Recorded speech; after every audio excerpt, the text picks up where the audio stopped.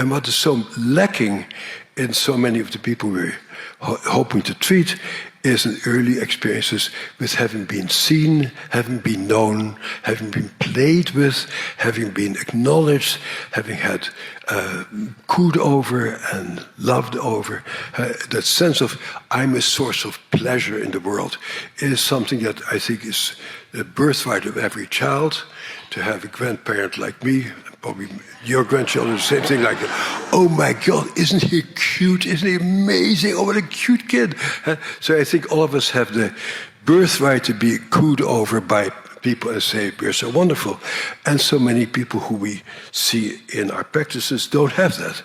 So as a consequence, and I'm showing you this because there is more to life than trauma. And so what has really gone wrong in our diagnostic and pedagogical systems is that we focus on trauma as what has happened to you. But the more important question is, who was there for you? Because we can put up with almost anything as long as the people who we love are there for us and stick with us. So being seen, being known, being responded to, who was there for you, who took pleasure in you, who enjoyed you, your company.